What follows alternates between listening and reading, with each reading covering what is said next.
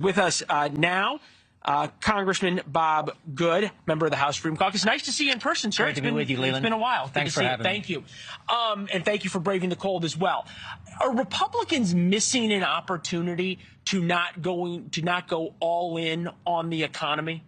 Well, we are actually trying to go in on the economy because, as you know, the Democrats, largely Democrats with a few Republicans supporting, passed the $1.7 trillion omnibus spending bill, which took away a lot of the leverage we have to impact the economy from a spending standpoint. But we're going to use the debt ceiling as leverage to do that.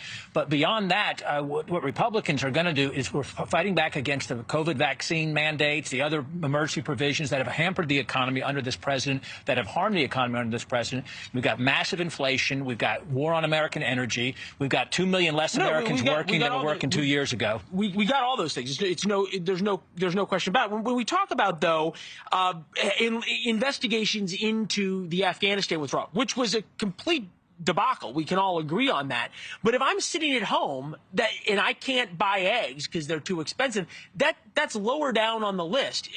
Are Republicans running the risk of being seen as just as out of touch as the president is? Well, there is a responsibility after having 2 years of unchecked policies and harm done to the country by this administration that hasn't been held accountable by Democrats who controlled both houses of Congress. There's a responsibility for us to shed light on that, bring transparency and accountability, and I'm glad Oversight and Judiciary and some of these select committees are going to do that. However, what has caused the massive inflation has been the spending, which has also been reacted to by this administration with the increase in interest rates, which is causing more inflation because it causes housing prices to go up so much as well. And that's hurting the American people. After 2 years, the American people are less safe, they're less secure, they're less prosperous, less free under this president. No, we've seen the numbers. 70+% of Americans say we're on the wrong track.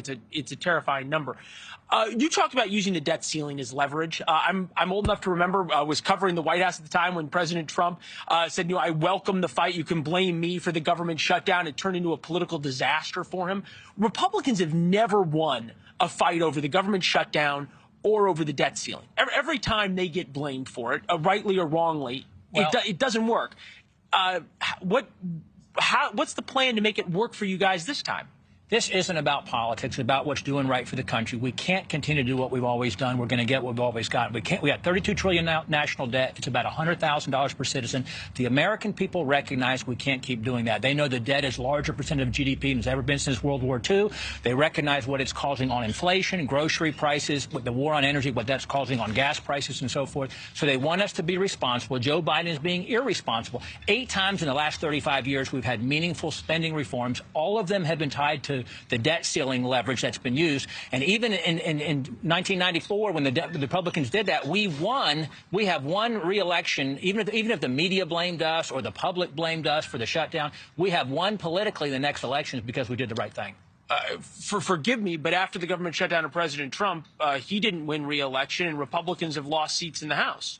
Well, I'm talking about going back to during the Biden administration and during the Clinton administration when there was a government shutdown. Okay. Republicans did win the midterm elections after both of those. Okay, fair enough. Hey, Congressman, it's good to see you. We'll be talking soon. We always appreciate you coming. Thank you, Leland. Thanks. Thanks for watching. Go to newsnationnow.com to find News Nation on your television provider. And don't forget to subscribe. Click the red button to get more of News Nation's fact-driven, unbiased coverage.